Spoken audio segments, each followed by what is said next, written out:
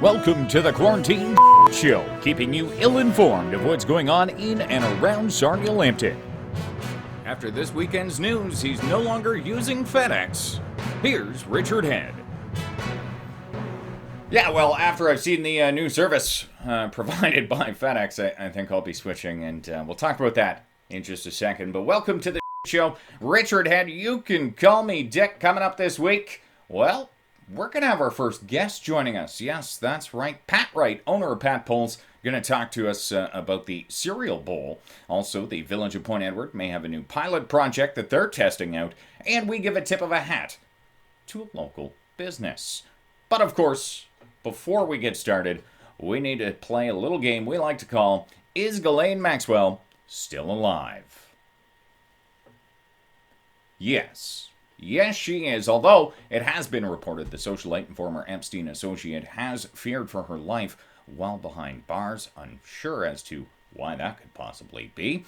But speaking of Epstein and reasons for Maxwell to fear her life, an interesting story coming out of New Jersey. A gunman posing as a FedEx delivery guy shot and killed a 20-year-old son of a federal judge in North Brunswick, New Jersey on Sunday and badly wounded her husband. The judge in question is Esther Salas, and earlier this week, she was assigned to a lawsuit, a very special lawsuit that was brought by investors against Deutsche Bank over its involvement of the handling of the financial matters of none other than sexual predator Jeffrey Epstein. Now, the motive for the shooting is unclear. Yes, just so very unclear. Why would they want to do that? Federal law enforcement has asked for the public's help in solving the crime. However, sources close to the show believe this is just part of a new marketing ploy. Relax, it's just FedEx executioner. Sarnia's newest pilot project kicked off this weekend, and despite scorching hot sun on Saturday and heavy rain on Sunday, Sarnia-Lambton's Chamber of Commerce feels it was a pretty good start. Christina Street North between Wellington and George was closed to cars and trucks in an effort to bring in some more foot traffic to downtown businesses. Of course, the barriers went up starting at 4 p.m. on Friday. Now, in response, the Village of Point Edward began a pilot project of their own, testing out a boater-friendly street. On the same day it was announced Sarnia will move to Phase 3 on Friday, frontline workers held a rally across the province on Monday. Local union vice president June Weiss, while speaking with newsman extraordinaire Josh Boyce from Blackburn News, stated that the Ford government really has ignored and disrespected frontline workers, and that's how a lot of the members feel. Now, it's been said that some 95% of frontline workers have still not received their pandemic pay. Now, I know you're expecting the punchline here, but really, that story's joke enough. In social media news, in a recent storm over the weekend, led to a call on the COVID snitch line. In a move approved by Amy Schumer, we here at the show are stealing a joke from Stephen Colbert, and it is time for a tip of the hat and a wag of the finger. The tip of the hat? That goes out to the Old Country Diner after heavy rains poured down on a family eating at the local restaurant. Staff decided to allow their patrons to maybe break some COVID rules and come inside out of the rain. Owner-operator Terry Cavanaugh explained in a Facebook post the decision was made to bring their customers in from the rain as they did have small children with them. She also thanked Officer Kyle of Sarnia Police, who also gets a tip of the hat for not issuing a fine under the pandemic laws and allowing common sense to prevail. Now, which of course, this brings us to the wag of the finger, which goes to whichever Karen had nothing better to do than call on a struggling business doing what was best for their customers. There. That ought to get me that free breakfast boat, eh? Alright, we're gonna have to edit that out. That's just about gonna do it for this edition of the show, but we're gonna leave you off with something that surprised us, probably even more than it surprised you. We actually have a guest this week. Yes, that's right. Since the COVID pandemic, we've been without sports, and finally, we have a playoff bracket to pay attention to. Thankfully, we also know how to use Zoom, unlike City Council, and was able to sit down and have a socially distanced chat with Pat Wright, owner of Pat's Polls. Joining us today, we have an interview, actually, for the first time ever. Pat Wright, legendary quarterback of the Sarnia Imperials, and new owner of Pat's Polls. Just curious, Pat, is this a new strip club? No, I could never do that to the Athanasopoulos family. So, All right. no, So we've it's all got in that good cleared fun. up. Now Pat's polls, obviously, joking there, but you've got a lot of people voting online, and with the recent no sports going on, we missed March Madness. We finally have brackets. Care to explain?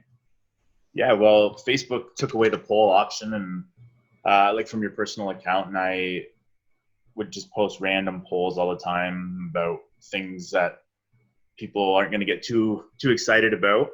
And then I tried to figure out a way I could do it, so I just started a group, and Joanne Ryan and I came up with the cereal bracket idea, and she helped me with the graphics and stuff. So yeah, it's been going pretty well so far. I think there's over 300 people in the group now, and people like to vote on meaningless things. Have you thought about maybe getting into politics? Because it does seem like maybe you have a bit better voter turnout here. Yeah, that's true. No, one of the polls before the cereal bracket started was about whether or not you think Trump will get reelected. And I was smart enough to turn off the comments. So now, I guess where'd the idea for cereal come? It's just kind of something that I've been talking about with my fiance, and just like, have you had this? Have you had that? Like, what's your favorite cereal? And then I know people seem to get pretty strong views about which cereal is the best. So myself, my fiance, her maid of honor, and a guy at my wedding party, actually, we all ranked the cereals 1 to 36, and then averaged out the votes, and we knocked out the bottom 4, and then we ranked them, or we seeded them, and then put them in a bracket, and away we go. It's funny because people are kind of giving me some flack for some of the rankings, but like I was like a sugary kid growing up, so I think I had Fruity Pebbles at number 3, and I think it's 25 or 24 overall, and then I had Count Chocula as number 1, and everybody else had it in the 30s. So I think I have some contrarian views to a lot of people, but my cereals haven't done too well so far. I did find it a little bit odd, Count Chocula ranking so low. I mean, it's even ranked below just simple Rice Krispies, which makes me wonder if maybe some performance-enhancing drugs like sugar are allowed to be involved when voting for a product like Shreddies or Rice Krispies. Yeah, I think we just got to go. You're just having a bowl of it, no add-ons. You can't add marshmallows. You can't. If you're thinking about Lucky Charms, you can't take the marshmallows out or take the other pieces out. So you come as it is, and we we didn't want to have every single variation of Cheerios or every single add-on with Special K. So we just kind of decided on a couple popular ones and went from there. Should be good. Well, I mean, it's definitely been a strange year, and I guess it makes kind of sense that in 2020 we're talking about cereal like it is some form of sport. Yeah, I think people would like to argue about just petty things that they don't really. It's like a real life Seinfeld. So yeah, I think and like people aren't going to get like super offended as if it was like religion or politics. So people can come with a strong take, and no one's going to get too upset. And yeah, it seems like everybody's liking it, and there's been a lot of engagement. So I'm going to keep it going for as long as I can, and I have plans for a sitcom bracket after this, and that should get some people fired up again. So we'll take a little bit of time off and just do some random polls here and there, and then I'll get a ranking committee together for the sitcom seeds, and we'll move on from there mid-September. Now, also, I do understand, because we here at the Shit Show love to somewhat inform people anyway. You do have a fundraiser going on. Why not use some time to talk about that? Yeah, I'll give it a good plug. There's actually a guy I met on Twitter. He runs a bunch of fantasy football leagues, and he helped me write some articles that I had published on a website. But he runs a program called Fantasy Cares with another guy named Scott Fish. And so last year, they've done it for a few years now, but last year they raised just over $40,000 for families who can't afford toys at Christmas. And Ryan's a teacher down in Kentucky, and unfortunately they don't make as much money down in Kentucky as they do in Ontario for teachers. So he has a son with Down syndrome, and he goes to a special school there, and there's tuition, and it's very expensive. So the last couple of years I was doing some designated driving on First Fridays, but obviously with COVID that really wasn't an option. So I started doing a bottle drive, and people have been awesome. Like I had a goal of like $1,000 would have been awesome. Like I would have been over the moon with it, and right now we're approaching 2,500. So I've had a lot of donations, just money, and then people getting rid of bottles and stuff. So yeah, it's worked out great. One of those few times alcoholism helps. Yeah, exactly. A lot of people have just said they've been drinking so much during COVID because there's nothing else to do. And a lot of people are just happy to get their sheds back and their garages back and have a little bit of room to do some stuff. So yeah, I think it's been mutually beneficial. And I think he'll be pretty happy when I send him the e-transfer. All right. Well, thank you for joining us. Yeah, thank you. Yes, now while we were slightly disappointed that Pat's Polls was not a new strip club, definitely going to be some fun voting on there. Definitely look forward to that sitcom Bracky's going to come up with. Well, that's going to do it for this edition of the show. Remember, it ain't a good show.